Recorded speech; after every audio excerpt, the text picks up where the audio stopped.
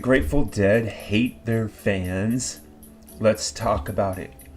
So I've heard this and seen it around online, the idea, well, the Grateful Dead, they played so poorly sometimes, they took so long in between the songs, they didn't really do too much to make good studio albums. They must have just not really cared so much about their fans at all. And then I ran into an article, a really old article from 2015 that was called "The Grateful Dead Never Has a Band Had Such Contempt for Their Fans," and it was by someone named Mike Edison over at Huffington Post. And basically the article suggests that the Grateful Dead hated their fans even more than the Sex Pistols. All they really cared about was getting wasted. They didn't care if they sound good or bad. And they were pretty much posers. They didn't have any appreciation for all the money and time that their fans spent to go around the country and follow them and make them rich and famous. And if they had a good night, so what? And if they had a bad night, so what? And so basically this writer concludes that the Grateful Dead hated their audience. They had contempt for their audience. So I wanted to talk about that and also feature some of the things that the Grateful Dead have said themselves about their audience. The first thing I want to mention is that the whole idea that the Grateful Dead didn't care how they sounded isn't true. They cared very deeply about whether or not they were performing well. There are many, many stories about band arguments over musical proficiency with various members. And here I just want to give you a little bit of a interview that was done with Branford Marsalis, who's a really, really famous jazz musician who did some shows with the Dead. And here's his take on Jerry Garcia as a musician. Musically, he meant business, man. He didn't smile much on stage. When he and I would hook up on the little line, he'd give me a little smile grin, but a little sly grin. But then, it was like that, like that jazz thing again. It was like a taciturn acknowledgement of a little achievement or success, but then it was back to the matter at hand. They were serious about their shows, and when they weren't going well, they'd get after each other.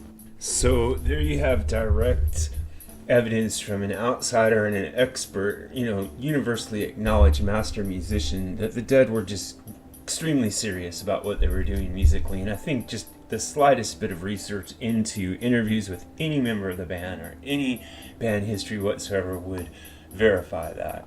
Now, the second thing I'd like to point out here is, how did the Grateful Dead look at their fans? Were they looking down on them? Did they see them just as a source of income? Or did they try to genuinely understand who they were? So here's Jerry Garcia talking a little bit about what he thinks about Deadheads. Deadhead is that person, wherever they turn up in society, that's looking for an adventure in America, something to do that's not like what everybody else does, and a chance to get out and scare themselves a little.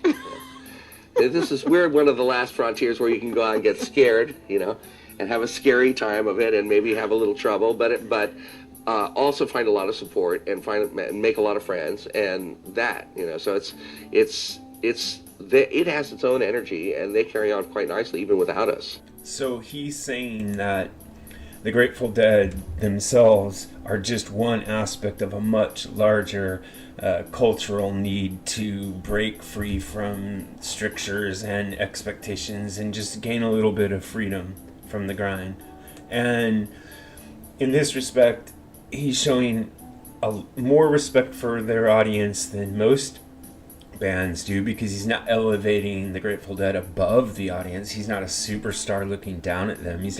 My next point is that no band in the history of the world ever gave so much free content to their fans, because the Grateful Dead started to let their fans tape their concerts from the 1960s all the way through, and this is prior to there being an internet and everybody being able to record everything all the time. The Grateful Dead allowed people just to come in and plug into their soundboard and record their shows. And this was a way to give the fans much more than they paid for. Many bands, they hear the words bootleg tapes, they go crazy.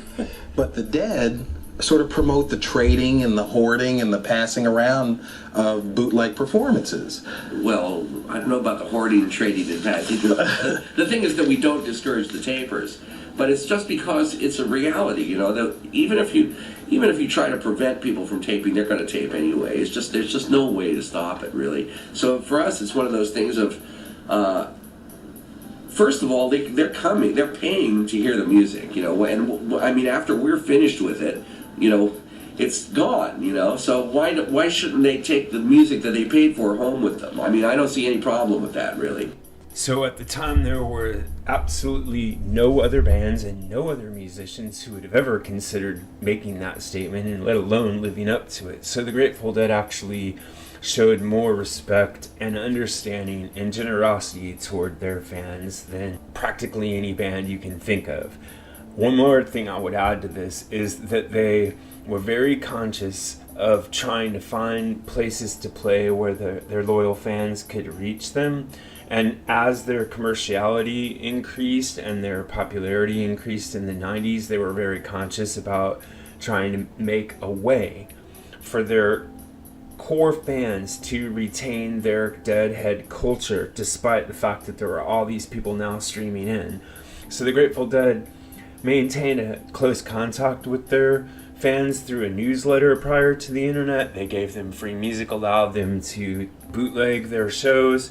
They supported their culture that was fomented by the fans, not by the band, and they never set themselves above them. So there's no reason to suggest that the Grateful Dead had contempt for their fans. It's a crazy idea. And in fact, by giving them a really new take on all of their songs every single time they played, they were in effect giving their fans the greatest gift of all, even when they had a bad night. So that's my feeling. If you have a thought on this or any other topic connected to classic or contemporary music, please leave a comment in the section below, and remember to like and subscribe. Thanks a lot.